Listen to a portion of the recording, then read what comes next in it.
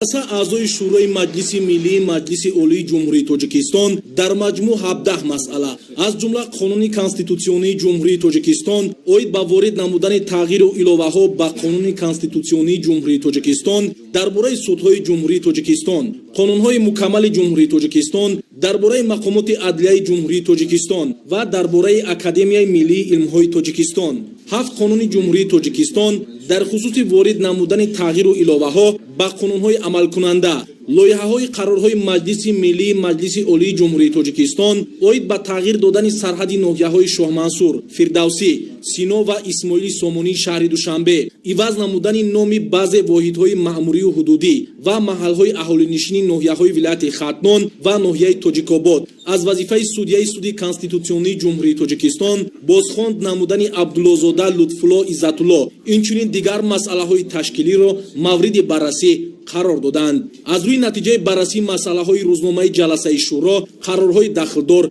قبول کرده شدند. با همین جلسه شورای مجلس ملی مجلس عالی جمهوری تاجیکستان به کار خود خاتمه بخشید.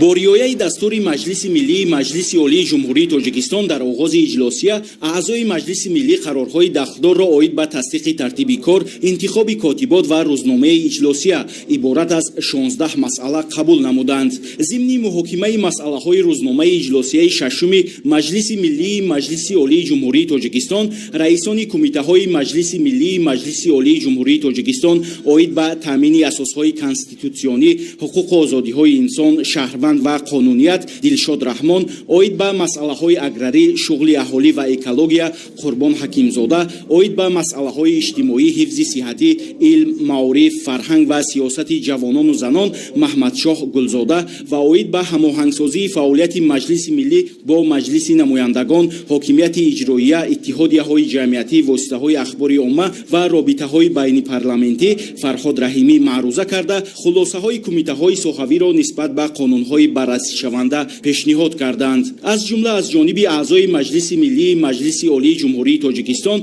قانون های مکمل جمهوری تاجیکستان درباره مقامات عدلیه جمهوری تاجیکستان و درباره اکادمی ملی علم های تاجیکستان مورد محاکمه همطرفه قرار داده شده جانبداری گردیدند. در جریان اجلاسیه ششم مجلس ملی با پیشنهاد حکومت جمهوری تاجیکستان لایحه قرارهای مجلس ملی مجلس عالی جمهوری تاجیکستان اوید به تغییر دادن سرحد ناحیه‌های شاه منصور، فردوسی، سینا و اسماعیلی سامانی شهر دوشنبه اینچنین درباره عوض نمودن نام بعضی واحدهای مأموری و حدودی و محل‌های اهالی‌نشین ناحیه‌های ولایت ختلان و ناحیه تاجیک‌آباد همه‌جانبه بررسی و قبول کرده شدند. رئیس مجلس ملی مجلس عالی جمهوری تاجیکستان رئیس شهر دوشنبه محترم رستم امامعلی در رابطه با مسئله تطبیق نقشه گنرالی تغییر دادن حدود شهر دوشنبه از حساب زمین‌های ناحیه رودکی توجه رئیسان سودی